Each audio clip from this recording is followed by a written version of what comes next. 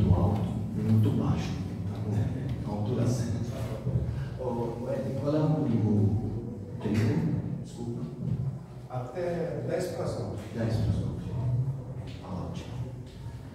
Boa noite. Boa noite. Que a doce paz do nosso amado Mestre Jesus continue envolvendo os nossos corações e as nossas mentes, como ele bem adiantou, para nós estarmos sintonizados com a espiritualidade que nessas horas nos dão todo o suporte para que a gente possa assimilar aquilo que houver de mais importante para cada um no tema que nós vamos desenvolver. Desculpa, minha voz está um pouco cortada por causa do frio. Vou usar um pouco da água aqui.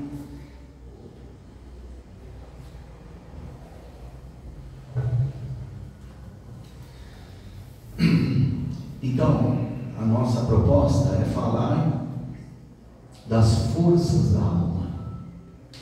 As forças da alma. Todos nós possuímos. Elas são parte da nossa natureza espiritual. Não é? O que é a alma? A alma é o espírito encarnado, como diz Allan Kardec. A alma. É que a igreja sempre tratou como alma, né? A igreja nunca falou de...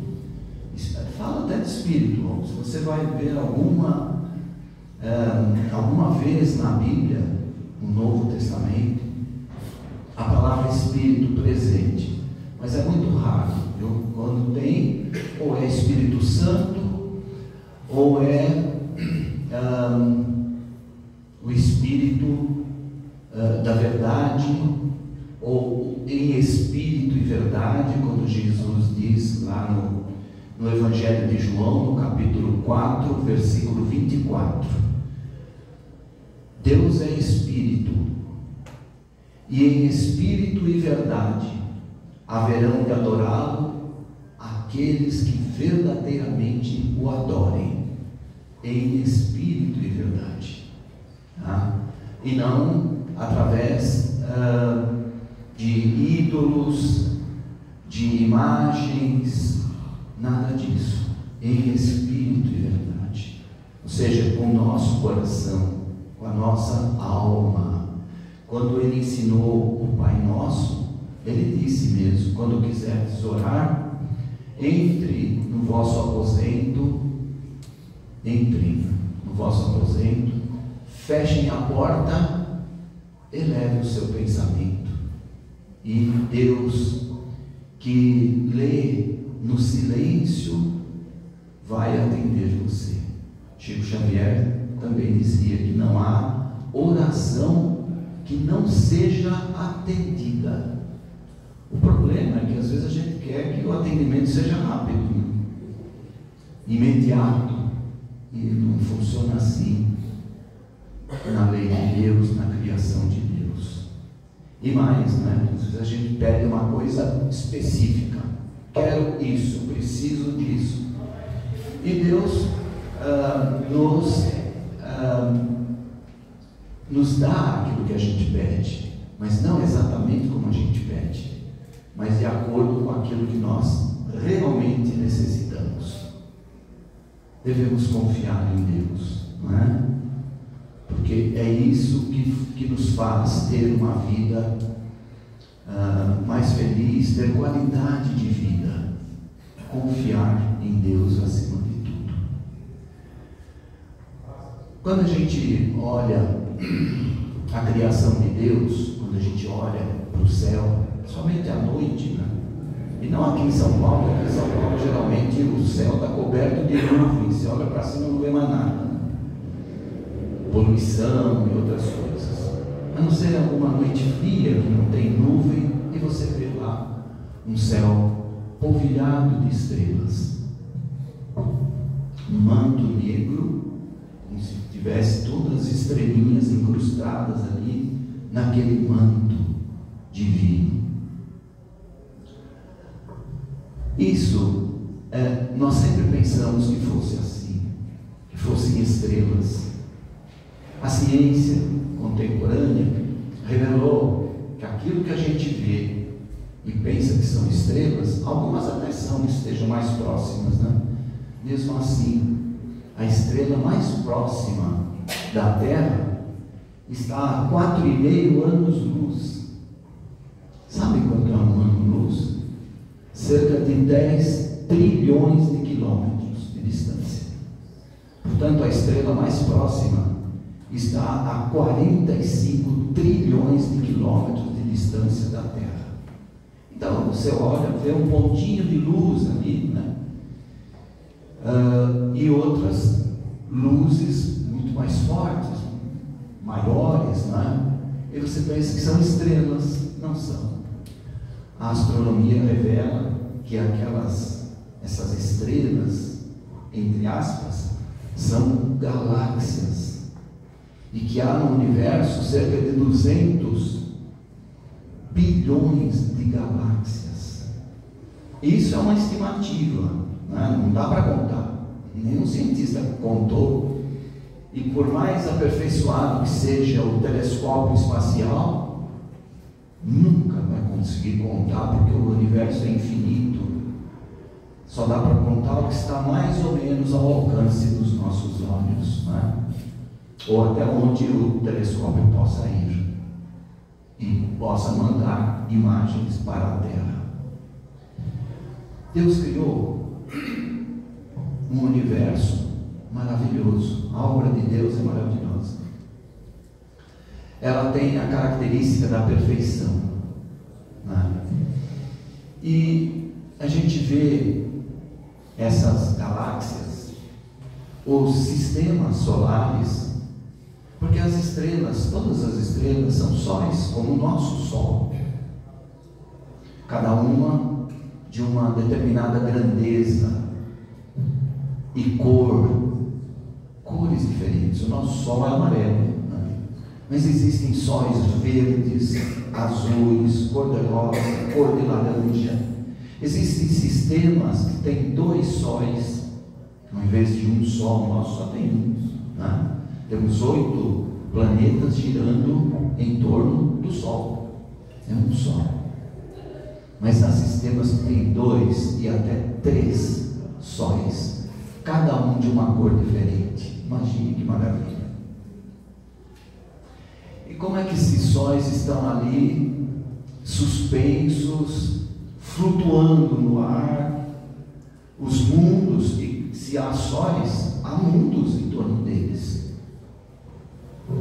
Aliás, Jesus mesmo disse, né? Há muitas moradas na casa de meu Pai. As moradas são os mundos que são habitados por espíritos criados por Deus. Cada mundo tem a sua população.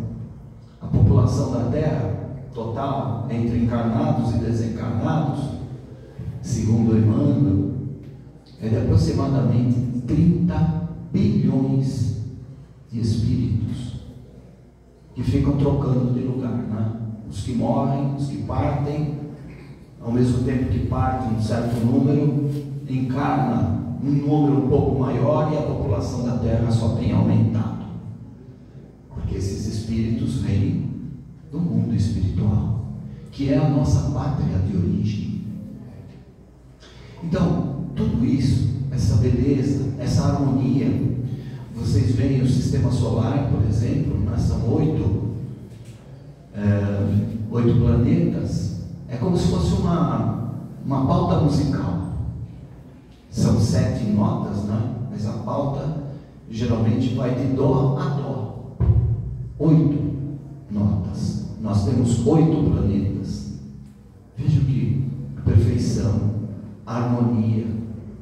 Como é que isso se mantém assim harmônico? Ninguém nunca viu, nem a ciência, nem a astronomia, nada, digamos, planetas ou até sóis colidindo no espaço. Isso não existe. Está tudo no seu lugar, mantido por forças físicas. Nós aqui na Terra conhecemos 4 forças, né, segundo a ciência, e há cientistas que querem, digamos, unificar essas forças. Nós temos a força gravitacional, a força eletromagnética, a força forte e a força fraca. São as 4 forças que a física estuda. E, repito, há cientistas que acham que tudo isso deva ser unificado. É interessante essa ideia, né? Qual seria a força que representaria a unificação dessas 4? É uma só, é o amor. Essas 4 forças, se unidas, elas representam o amor de Deus. Deus é amor, diz o apóstolo João, e nos criou por amor, mas também para amar. Foi isso que Jesus veio dizer aqui. Vocês foram criados para amar. Amai-vos uns aos outros como eu vos amei. Como é que Jesus amou? Amou, simplesmente amou. Não exigiu nada em troca. Não exigiu agradecimento, reconhecimento, nada de tudo que ele fez pela humanidade naquele tempo, né, por aquele povo que o seguia, que o procurava. Não exigiu nada em troca, retribuição nenhuma. É assim que ele quer que nós nos amemos, sem cobrar nada um do outro. Cobrar, a gente deve cobrar quando está fazendo um trabalho profissional, né? Mas na vida de relação, ele pede que nos amemos uns aos outros. O que precisamos entender é que amor é esse, o que é esse amor? Desde que ele fala que devemos amar até os nossos inimigos. Surpreendente, né? E aí pegou um povo orgulhoso daquela época, não aceitou e aí entregou ele para as autoridades. Ele foi condenado e morto na cruz, porque não entenderam. Aliás, o nosso Evangelho segundo o Espiritismo, que é na minha visão, é o nosso 5º Evangelho, só uma notinha de rodapé. Então, agora, já que eu citei isso, daqui a alguns dias a Federação Espírita de São Paulo vai publicar nosso 3º livro, que é Os 5 Evangelhos. A Bíblia tem 4, o Novo Testamento tem 4 evangelhos. O 5º é o Evangelho segundo o Espiritismo, que eu digo que é uma espécie de manual explicativo dos 4 evangelhos da Bíblia. Aguardem, logo logo estará à disposição de vocês.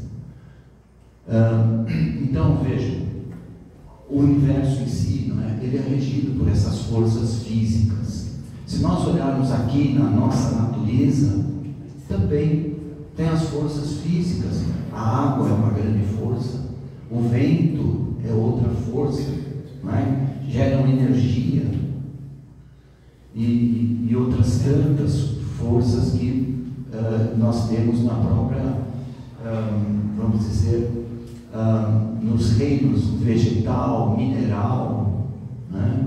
Animal, forças físicas. Mas eu me propus a falar das forças da alma, né? Porque é isso, as forças físicas a gente conhece, a ciência conhece, né? Estuda e nos dá uma noção, né? Da sua potência, da sua capacidade de produzir harmonia, de produzir até energia e tudo mais, né? Essas são as forças físicas. Mas, quando fomos criados, todos fomos criados por igual. Como diz o livro dos Espíritos, fomos criados todos simples e ignorantes. Simples quer dizer sem desenvolvimento. Deus criou o espírito, o princípio inteligente do universo, que seria como a semente, né? O embrião do espírito que somos nós, os seres inteligentes da criação. Então, o princípio inteligente é o princípio da vida, né? A vida orgânica. Então, nós trazemos em nós um potencial divino extraordinário. Alguns chamam de energias, outros chamam de potências e outros chamam de forças. E eu prefiro as forças, porque potência e energia estão mais para a matéria, para o elemento material, que foi o que Deus criou, né? Deus criou 2 elementos. O universo é feito dessa matéria-prima, desses 2 elementos que Deus colocou em contato, num processo de interação. O espírito é o agente, a matéria é o paciente. O espírito age, a matéria reage à ação do espírito, à ação das forças da alma. Nós temos um potencial imenso que nós mesmos desconhecemos. Nós podemos muito. Claro que por enquanto ainda não podemos tudo, mas um dia poderemos, como Jesus. Jesus fez coisas maravilhosas quando esteve aqui, né? Que a religião entendeu como milagres, né? Mas não, Jesus não fez milagres, nem Deus faz milagres, no sentido estrito da palavra milagre, porque o milagre são os milagres da fé, que a religião trata, né?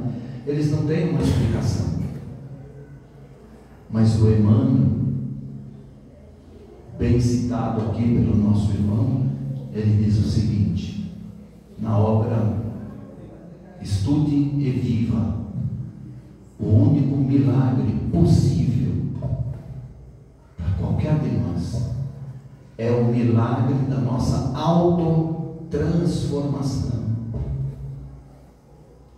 Deus nos criou, portanto, simples e ignorantes, mas nos deu todo esse potencial. Trazemos em nós, da mesma forma que a semente de uma árvore já traz a árvore dentro dela. A semente pequenina já tem a árvore dentro dela.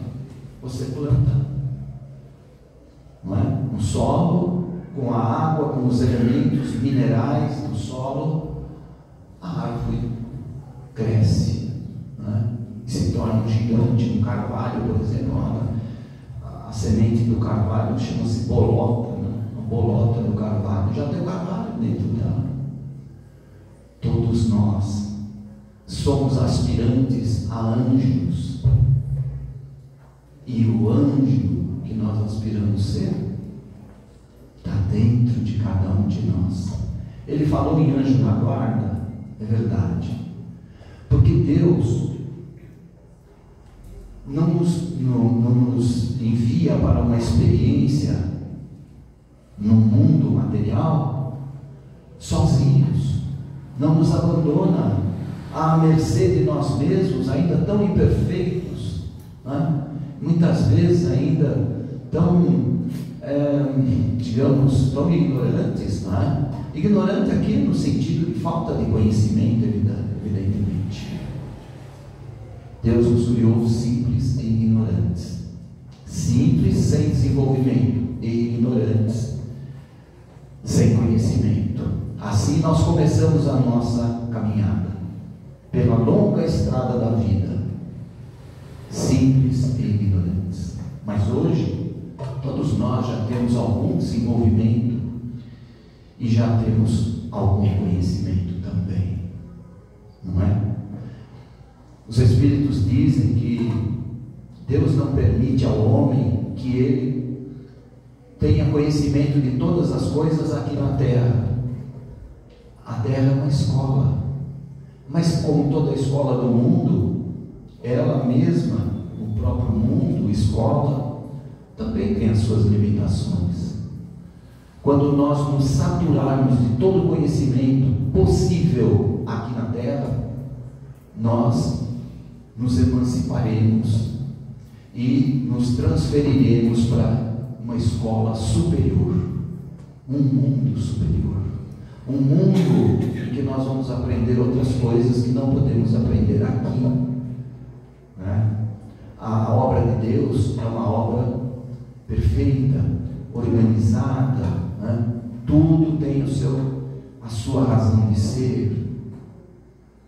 E é para nós compreendermos que, para nós passarmos de ano na escola, nós temos que nos esforçar. O grande Rui Barbosa, um dos maiores juristas que o Brasil já teve, dizia assim: o Criador inicia e a criatura termina a criação de si mesma. É a responsabilidade de cada um de nós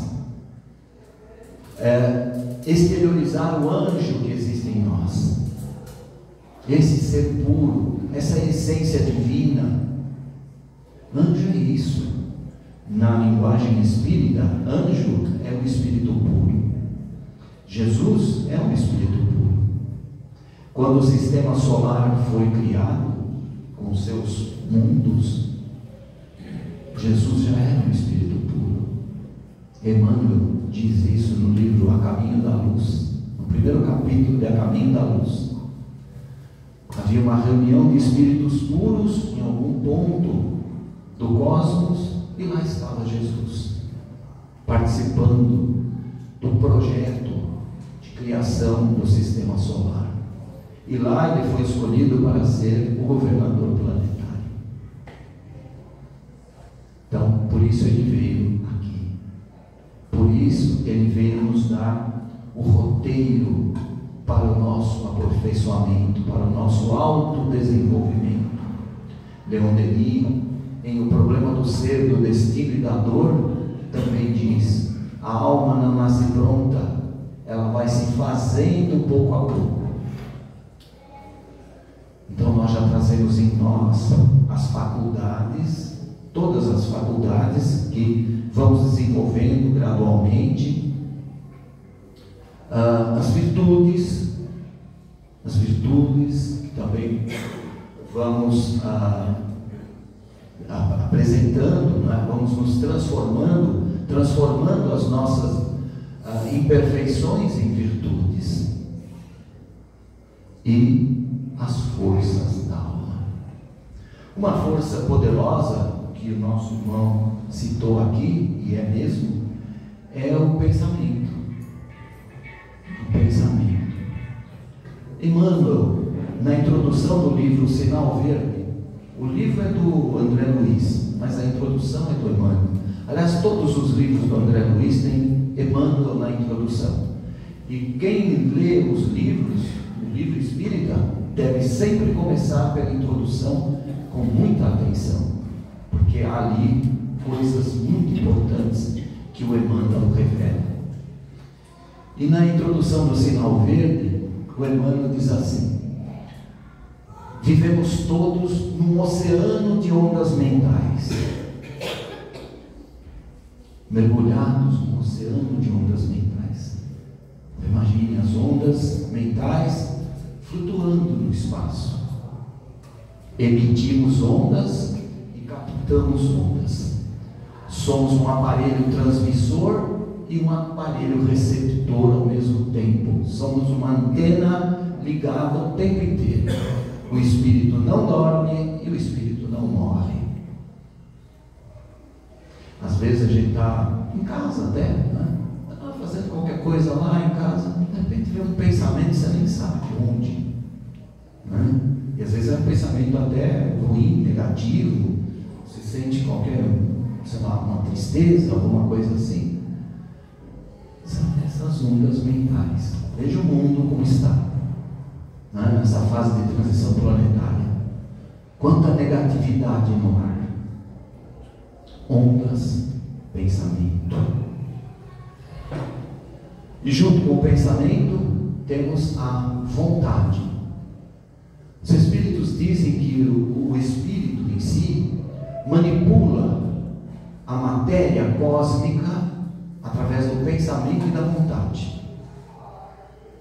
Eu penso alguma coisa, se eu tiver vontade de realizar, eu realizo. A matéria-prima está espalhada por toda a parte. Não existe vazio no espaço. Todo o espaço é preenchido por fluidos. E fluidos são matéria, são energia. Einstein mesmo disse que quando a ciência descobriu, né, que a matéria era energia, isso no começo do século passado, o materialismo morreu por falta de matéria. Porque se não há matéria, se tudo é energia, então não existe matéria. O materialismo morreu. Grande Einstein, não é? Que disse também que eu não acredito num Deus criado pelos homens, esse Deus antropomórfico, aquele Deus, não é? Aquele Senhor de barbas brancas sentado num trono no céu e observando a vida de todo mundo. Coitado de Deus, né? Em vez de a gente ser castigado, nós é que castigamos Deus com essa ideia infantil, né? Mas tudo está de acordo com o seu tempo, né? Então Einstein diz, eu acredito sim, no Deus que criou os homens. Essa é a realidade. Por isso ele dizia, a ciência sem a religião é manca, a religião sem a ciência é cega.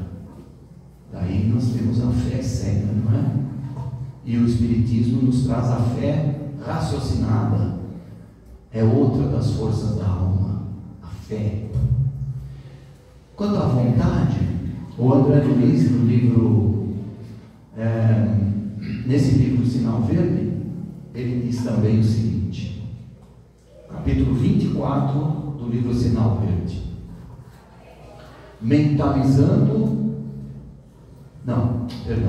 querendo, mentalizamos. Se eu quero alguma coisa, eu já mentalizei o que eu quero. Mentalizando, agimos. Agindo, atraímos, e atraindo, realizamos.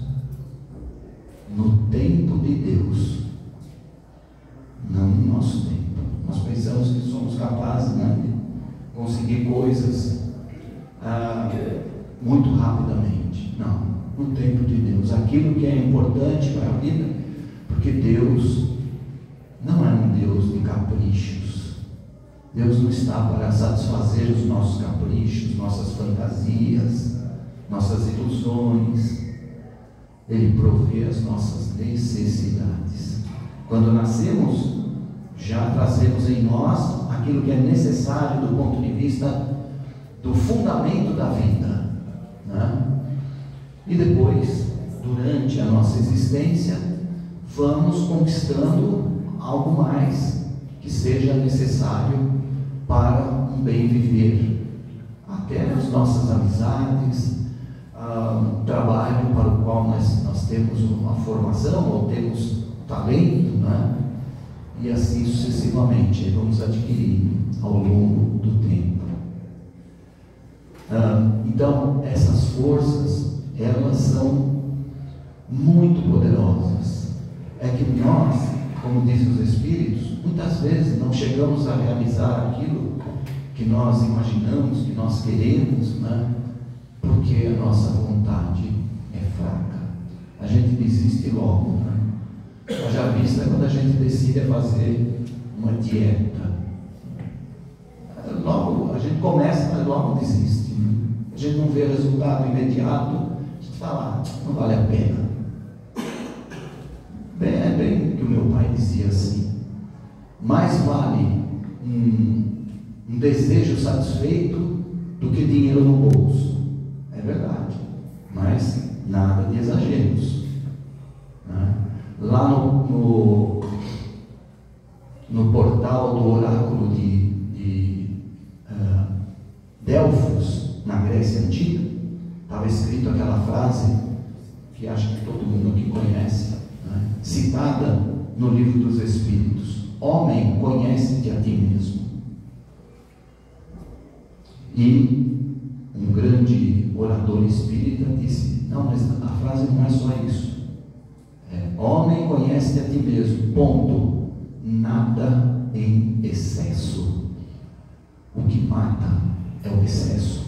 O que adoece é o excesso. O que exaure as nossas forças são os excessos que nós cometemos. E aí gastamos as energias e trazemos desde o início. Quando a gente encarna, a gente tem um projeto reencarnatório e está previsto lá mais ou menos o tempo de vida para aquela encarnação. Há uma historinha curiosa no livro Cartas e Crônicas do irmão X, que era o Humberto de Campos, né? Foi um grande escritor brasileiro, tem uma cadeira na Academia Brasileira de Letras, inclusive, desencarnou na década de 30. Ele era jornalista também, escritor. E nessa obra, no capítulo 16, tem uma historinha cujo título é Belarmino Picas. Belarmino Picas. Interessante. O Belarmino encontra o Humberto de Campos na espiritualidade e pede para ele para contar a sua história, para que o Humberto revelasse para a humanidade, para nós, né, espíritas principalmente, né, uma coisa muito importante. Ele disse que ele era uma pessoa que se irritava com muita facilidade. Aos 38 anos de idade ele se tornou espírita. Já era um irritadinho antes disso, mas essa parte antes, ele esquece. Ele desencarnou com 58 anos de idade, mas estava previsto para ele viver 80 anos de idade. E por que ele desencarnou?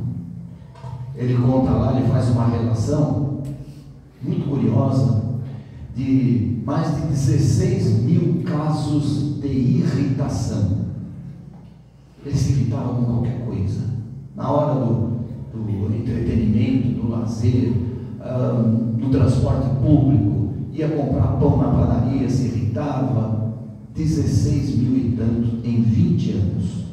O que corresponde a uma média de 4 a 5 irritações por dia, diariamente. Com isso, ele abateu 22 anos da sua existência na Terra. Então, ele dá essa informação, né? A moral da história, ele diz: cuidado, irritação também mata. Se a gente se irrita com muita facilidade e irrita-se assim, exageradamente, né?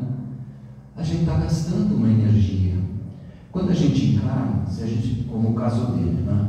80 anos, deveria viver 80 anos. O André Luiz também, ele terminou alguns anos da vida dele.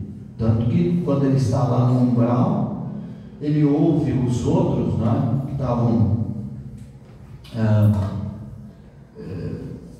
chamando ele, né? Assim, acusando ele de ser um suicida indireto. Se foi suicida, ele abateu algum tempo da vida dele, mas aí através do vício do tabaco, do álcool. Na época dele ainda não tinha drogas como agora, né? O André Luiz também, que na verdade não se chamava André Luiz, né? Esse é um nome fictício desse espírito, que foi um grande cientista brasileiro, um higienista e descobridor da doença de Chagas, esse cientista. Então, ele também gastou sua energia através dos vícios. Então, ele chama a nossa atenção: cuidado, né? Porque o que mata não é o olhando a coisa em si. Hoje em dia, nós somos... nós somos assim, sempre chamados a atenção para, por exemplo, o mal que faz um refrigerante, que faz uma carne vermelha, que faz um açúcar. Tudo bem, não é? A ciência tem os seus meios de comprovar isso, mas na verdade é o excesso dessas coisas que mata. Se você tomar um copinho de refrigerante de vez em quando, não vai fazer mal nenhum. Tem gente que desencarna com mais de 80 anos tendo fumado décadas antes, né? Então, cada caso é um caso, mas é sempre melhor a gente ter uma vida mais saudável, uma alimentação saudável, né? E evitar esses vícios, porque eles não trazem benefício nenhum, né? Então, nós estamos aqui nesta vida para nos melhorar. A encarnação nos é dada com essa finalidade, para que nós nos melhoremos e para que nós um dia nos tornemos um ser perfeito para o qual Deus nos criou. Uma ocasião, um jovem perguntou a Michelangelo como ele conseguia fazer aquelas estátuas maravilhosas, como a Pietà, o Moisés, o Davi e outras tantas que ele fez, né? Além da pintura na Capela Sistina e outras coisas. É um artista de mão cheia, né? Que já tinha vivido na Grécia Antiga, no século de ouro, né? Em que viveu Sócrates também, século V a.C. O Michelangelo já era um espírito naquela época encarnado no mundo e foi um grande expoente da arte em Atenas. E ele vem então nessa encarnação, né, e faz coisas maravilhosas. E aí o jovem perguntou para ele como é que ele fazia aquilo. Ele disse: isso é muito simples.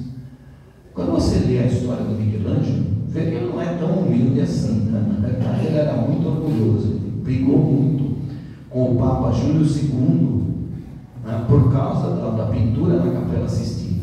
Ele pintou as figuras de um jeito e o Papa não gostou, mandou, né, que ele retificasse aquelas pinturas. Então tinha umas brigas homéricas com o Papa. Mas nessa hora ele dá um exemplo de humildade. Ele diz: para fazer essas obras é fácil. Me trazem aqui um bloco de pedra. Imagina um bloco de 30 toneladas, um bloco retangular, digamos assim, né? 2,5 metros de altura e tal. E ele dizia: essas obras que você diz que são obras-primas estavam dentro desses blocos de pedra. O meu trabalho foi só tirar a pedra que estava em volta. O gênio, né?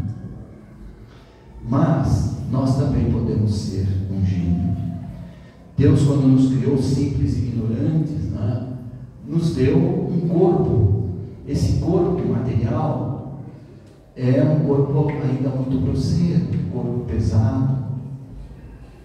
O anjo, essa obra-prima que nós estamos edificando, cada um com o seu trabalho, com o seu esforço, está dentro de nós. O nosso trabalho é só tirar essa matéria, essa pedra que está em volta, essa matéria grosseira, nos libertarmos da materialidade, nos elevarmos moralmente, e um dia estaremos ao lado de Deus. Então, façamos tudo o que nós pudermos nesta encarnação para adquirir conhecimentos, para trabalhar no bem, para cumprir a nossa missão na Terra com louvor, tanto quanto possível. E se não pudermos, também não alimentemos o sentimento de culpa, mas Deus nos dará outras oportunidades para que